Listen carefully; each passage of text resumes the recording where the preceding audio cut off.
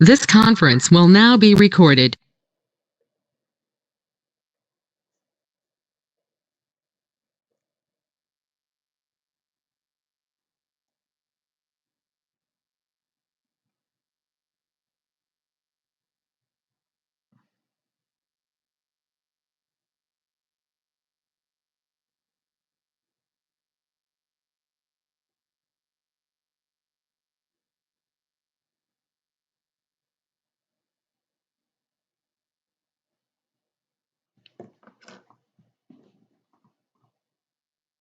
I'd like to call this meeting to order. I'd like to welcome everyone this evening. For roll call, everyone's here this evening, and we'll now take a moment of reflection and respect, please.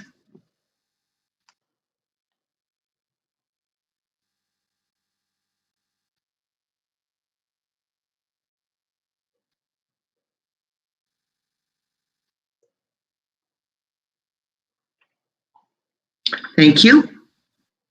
The next item up is confirmation of the agenda. That Council adopts the agenda for the meeting of January 11th, 2021 as presented. Someone to move and someone to second.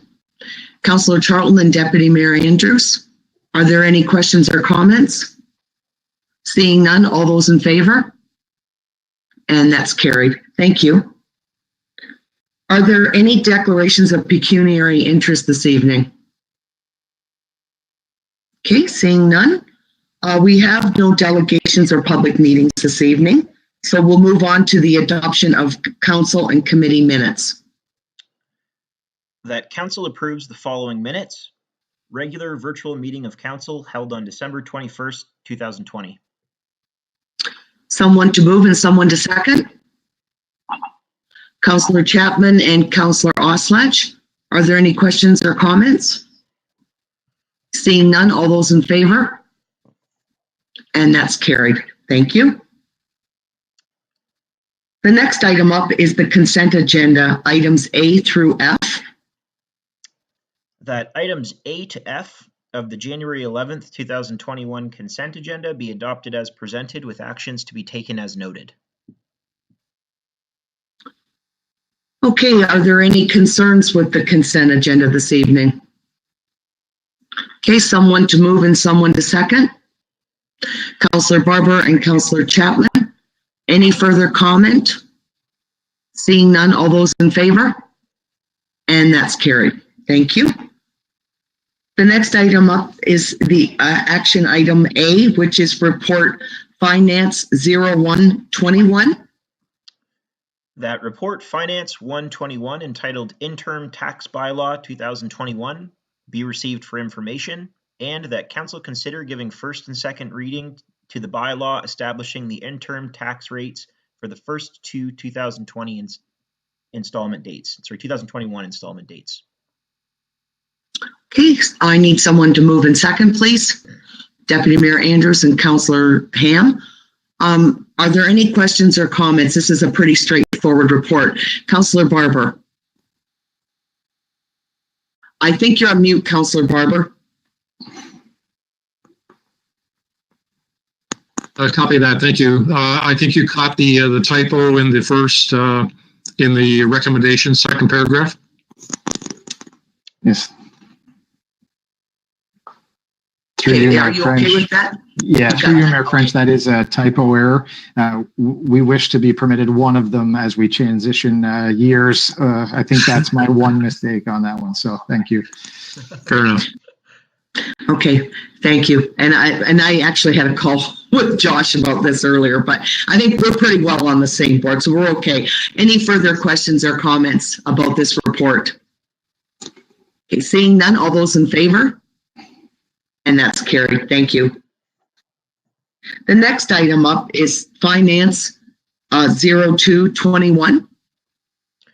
That report, Finance 221, entitled Municipal Borrowing for Current Expenditures, be received for information, and that Council consider giving first and second reading to the bylaw authorizing the Treasurer to utilize the Consolidated Reserve Fund for borrowing, if necessary, to meet operating expenditures in 2021, and further that Council consider giving first and second reading to the bylaw authorizing the Treasurer to draw on the existing standby line of credit with the Bank of Montreal, if required, to meet operating expenditures in 2021. Okay, someone to move and someone to second. Councillor Charlton and Councillor Chapman.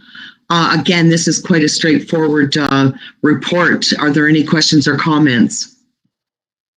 Seeing none, all those in favor? And that's carried. Thank you. The next item up is Finance 0321. That report, Finance 321, entitled 2021 Municipal Auditor Appointment, be received for information, and that Council consider giving first and second readings to the bylaw appointing Scrimger and Company CPA Professional Corporation as municipal auditors for the town of Elmer in 2021. Okay, someone to move and someone to second the report. Deputy Mayor Andrews and Councillor Oslach. Are there any questions or comments about this report? Seeing none, all those in favor? And that's carried. Thank you. The next item up is Report Corp 0121. That report, Corp 0121, entitled Development Agreement 230 Elm Street, be received for information, and that Council consider giving first and second readings to the bylaw authorizing the Mayor and Deputy Clerk to authorize the development agreement between the Town of Elmer and Propar Inc. for property located at 230 Elm Street in Elmer. Okay, someone to move and someone to second. Councillor Ham and Councillor Charlton. Are there any questions or concerns? Cale, did you have anything further to add in regard to this report? Thank you, Your Worship, through you to the balance of council. This is just a minor site plan amendment where they are removing a building and adding a slightly larger addition onto the existing warehouse. We're pleased to see this move forward. For the folks at Propar, this is going to help them accommodate some of their growing need on the site. It is a fully developed site, so these are very, very minor amendments that we're pleased to move quickly through. Okay. Any further comment? All those in favor? And that's carried. The next item up is Report Clerk 0121. That report, Clerk 0121, entitled Municipal Grants 2021 Budget Referral, is received for information, and that Council refer the municipal grant and additional budgetary correspondence to future budget deliberations for consideration, and that Council sets January 31st, 2021 as the deadline for receiving grant and donation requests, and further that Council directs staff to develop a standardized grants and donations application form and standard operating procedures for future consideration. Okay, someone to move and someone to second this report. Councillor Barber and Councillor Ham. Did you want to give further information about this, Josh? Certainly, through your worship. The first part of this report is really housekeeping in nature. It's been our practice the last several years that as staff receive budget requests for grants and donations, we keep them all and then we'll bring a consolidated document for council to refer to budget deliberations. Ultimately, it's during budget deliberations that council will, approve requests or deny requests where applicable. The one difference with this report compared to what we've done in past years is we are seeing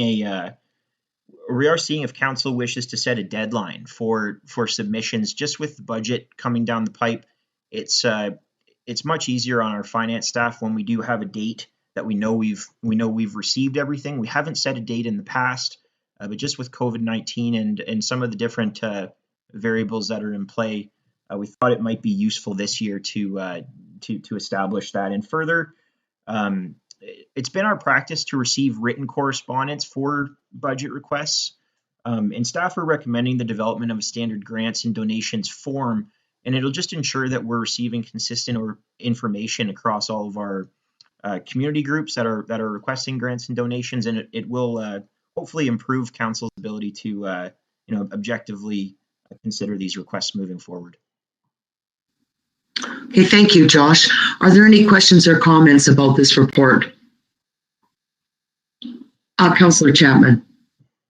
When will this form be ready? Will it be ready before the deadline? Is that what we're expecting for this year?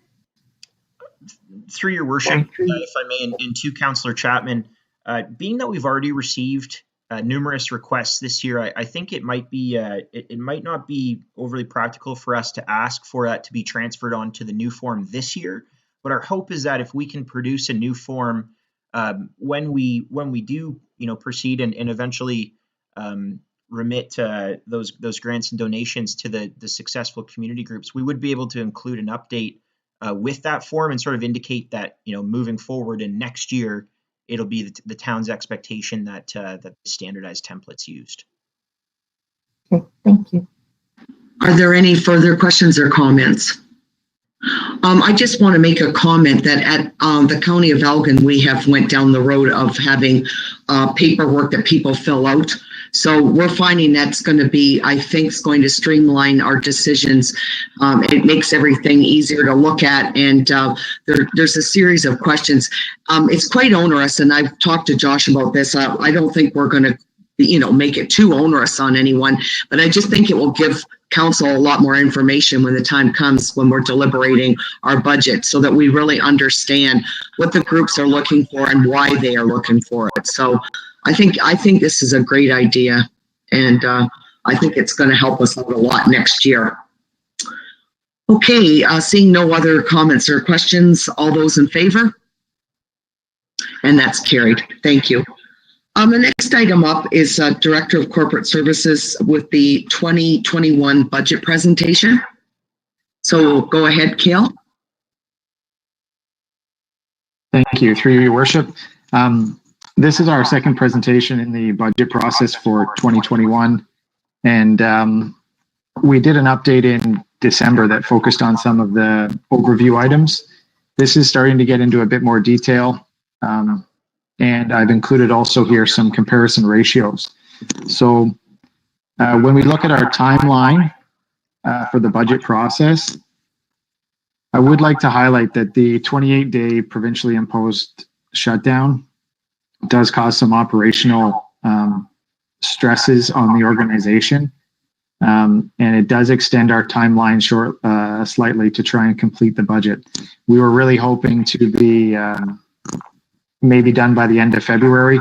I think we have to be a bit more realistic. The operational constraints on the business and on our directors is more during a provincial shutdown and going in and out of shutdown periods than it typically is. So with council's permission, I think we will have, I've set out a slightly adjusted timeline, but we will have to play this a little bit by ear, and we'll provide the best possible timeline that we can for council, but we need to be realistic about the operational needs of the municipality too during these really difficult times. The hope is still that council is able to have a proposed public meeting for the 2021 budget around the 1st of March, which would still be typically a little bit early rather than what we've usually done. But we're working towards being able to deal with these operating budget items and potentially even more so in the prior financial year in the next couple of years. We're moving towards it. So I brought here the financial sustainability analysis. These sustainability indicators are prepared by the province, taking information from the financial information returns, which are submitted by each municipality. The moral of the story here is that the financial sustainability and the current financial state of the town of Elmer has been incredibly conservative and in good financial health for a number of years. These comparison ratios go back to 2015 through 2019. And you'll see there's some variation there, and there is some variation to our peers, but generally our risk category has been low throughout that across a number of different financial measures of financial sustainability. You'll see some of our variation in 2018, and you just have to cast your mind back to what we were doing back then that kind of impacted our cash flow. That's the very large project on Talbot Street, the reconstruction, and the starting of the water meter project. So that you'll see that had a drain on our cash ratio as we pay that money out, and a reduction in our total reserves. So 2019 showed some bounce back of those numbers, getting back a little closer to our typical norm over the last 5 years. With respect to financial flexibility, this is a measure of our financial health based on our ability to borrow money or do unique strategic acquisitions based on the funds that we have. You'll see debt servicing. We are considerably lower than our peer group, both median and average. We provide basically, out of our total revenues, we dedicate 0.6% of them to debt service, which is extremely well managed and very low leverage in our balance sheet. Surplus as a percentage of our own source revenues, you'll see a couple of changes there over those 5-year period. 2018, you had all that money spent on Talbot Street.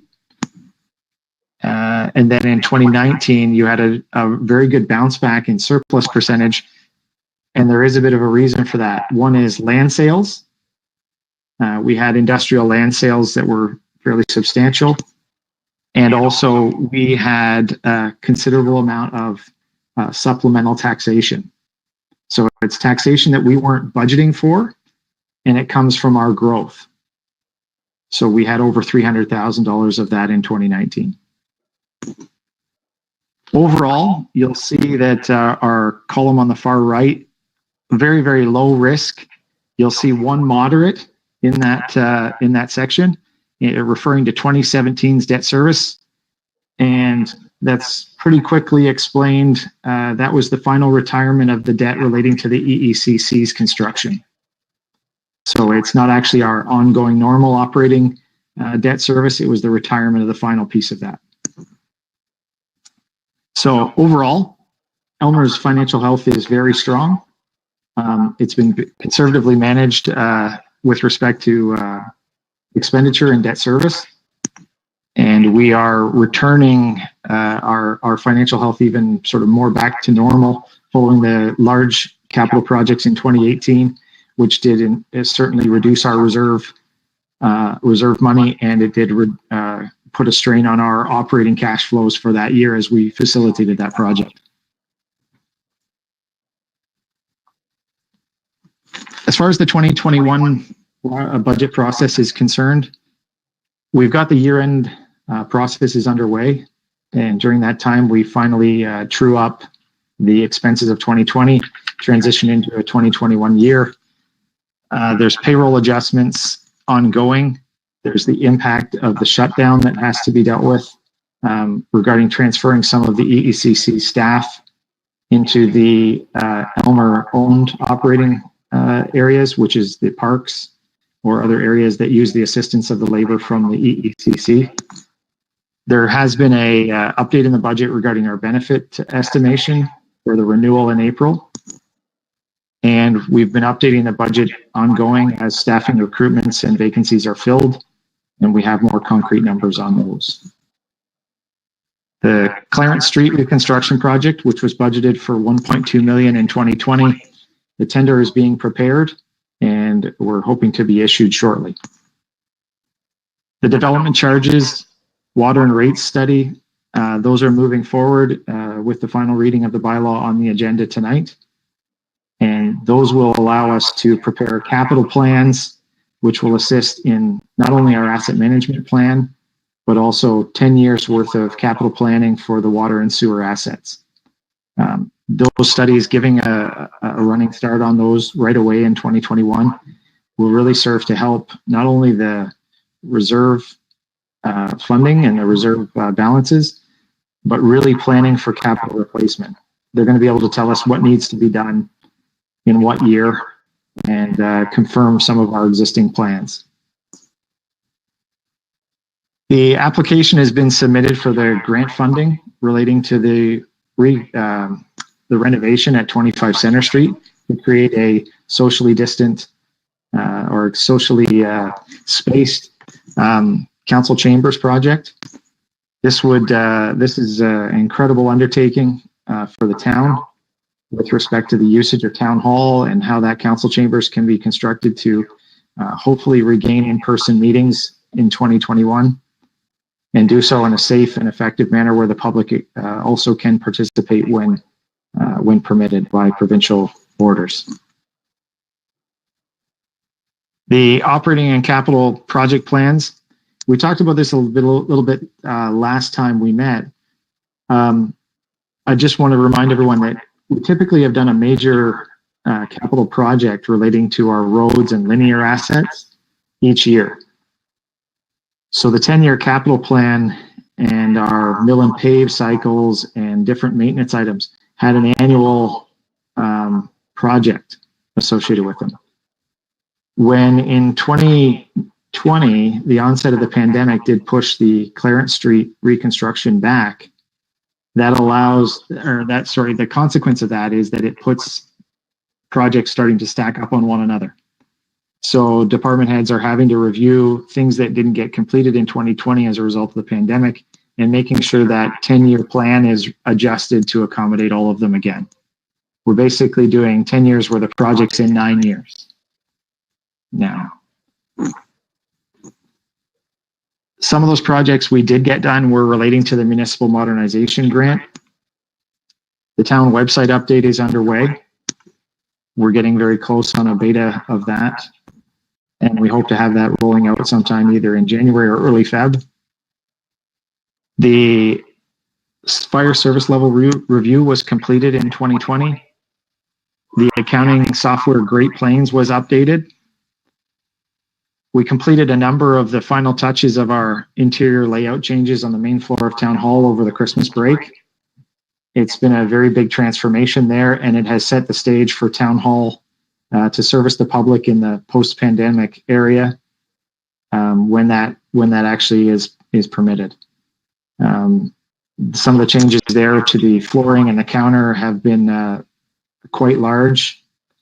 And it's really been a transition for our business on the main floor in Town Hall and created a much more accessible environment. Council's laptops were upgraded last year to facilitate these online meetings that we're doing now. And the internet upgrades in Town Hall, which we discussed at the end of last year, are still on the books to be completed, but not yet underway. You'll see that in 2021, we've set up 5 projects to come from this grant. One is a records management system. This allows us to move more and more digital in terms of our file retention and our file tracking. This system is a large outlay to reorganize and get it established. But once it is established, it actually alters the way you process information, the way you track files, and the way it's actually searchable and retrievable files as well.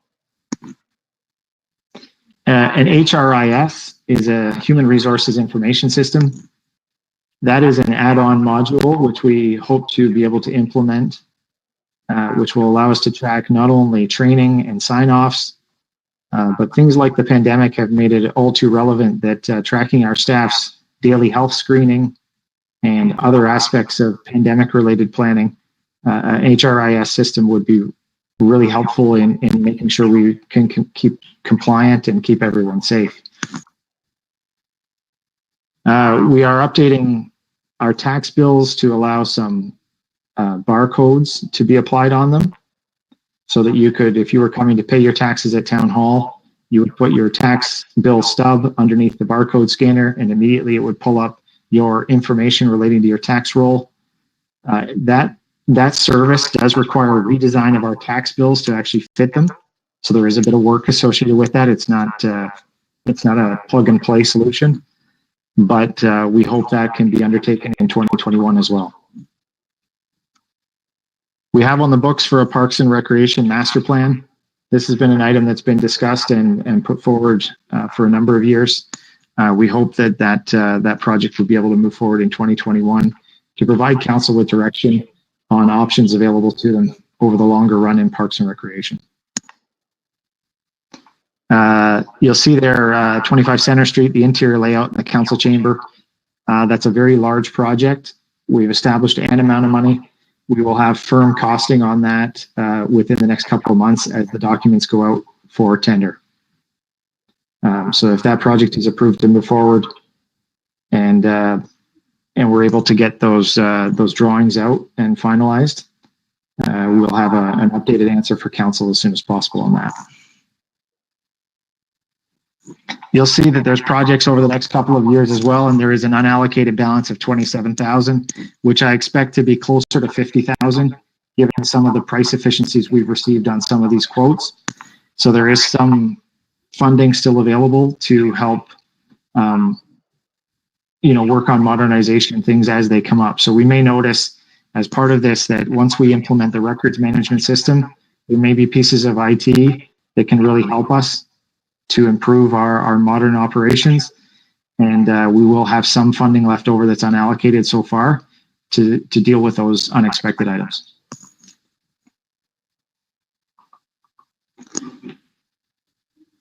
Like I said, currently directors are awaiting a finance recirculation of the planned projects for 2021.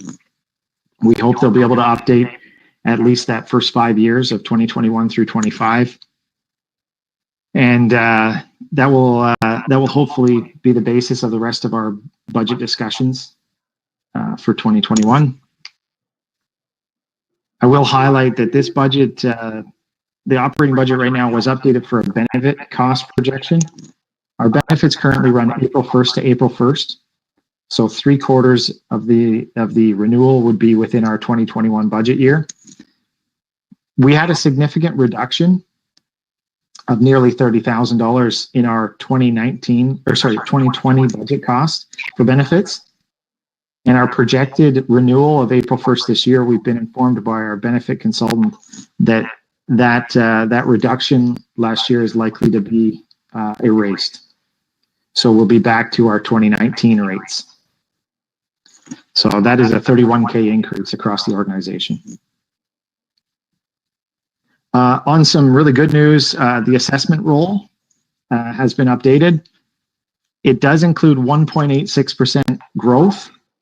And so we talked last time that there was no reassessment during the 2020 year. So there was no MPAC activity regarding updating values. So there's no phase-in coming in. However, 1.86% increase in our assessment roll is from growth and expansion that has happened, which is coming online and being taxed for the first time. So that's still a good news story, and that will help council to address some of these increased costs. Pardon me. Currently, the operating budget levy sits at approximately a 4.4% increase based on those changes. I kind of always keep this at the end of the presentation, some things to consider. these are similar to what we had last time. Certainly, I'll reiterate, there is uncertainty around the operating conditions in 2021.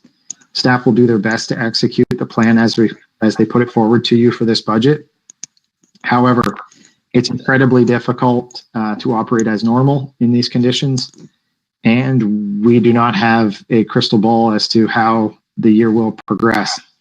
Well, operating environments can still change, and they will be volatile at least for the first half of 2021. I think the water and sewer rate studies is an excellent example of things we can do using external consultants, which we would have to use anyway, which start to get a project underway and completed without any additional strain on our operations. So there is creative ways to get things done during this environment, but we're having to really put our best foot forward to try and find those and trying to find whatever efficiencies we can. I'm happy to take any questions council may have regarding that, but generally I hope to update you regarding some departmental projects at least next week.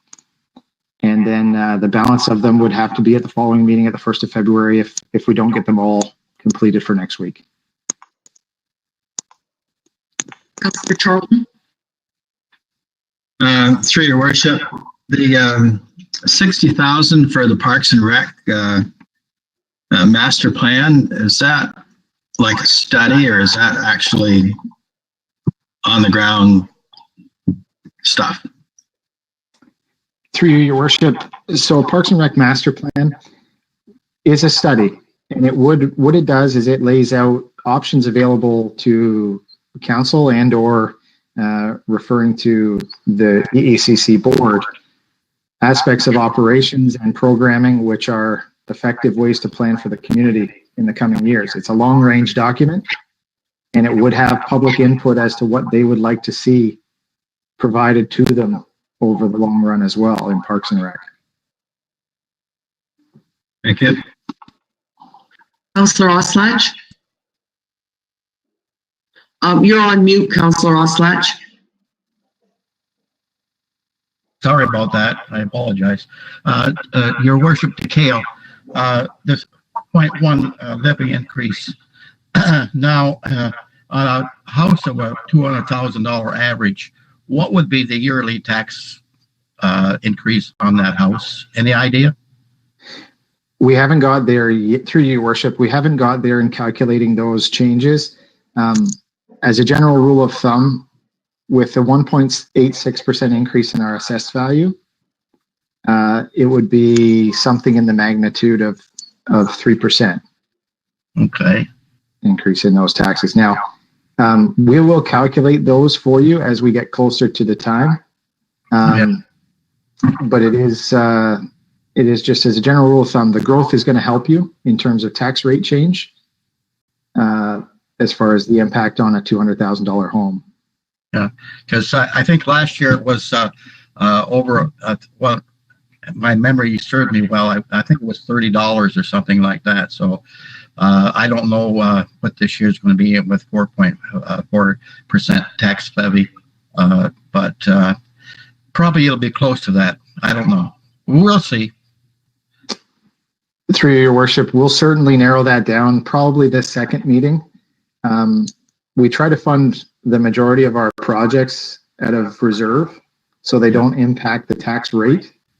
The tax rate is really relative to the operating budget and the contributions to reserve from taxes.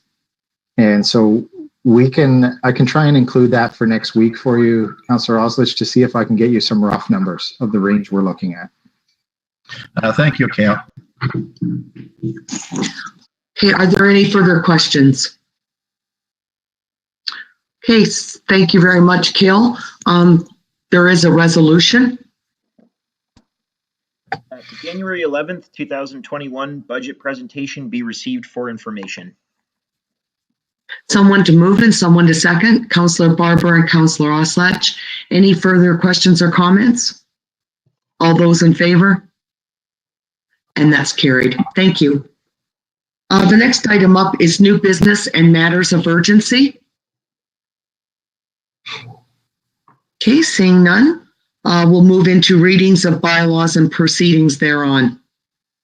So we got that council gives third and final reading to bylaw 0121, being a bylaw to authorize the signing of an agreement between the corporation of the town of Elmer and Watson and Associates Economists Limited for the provision of a 2021 water and wastewater rate study.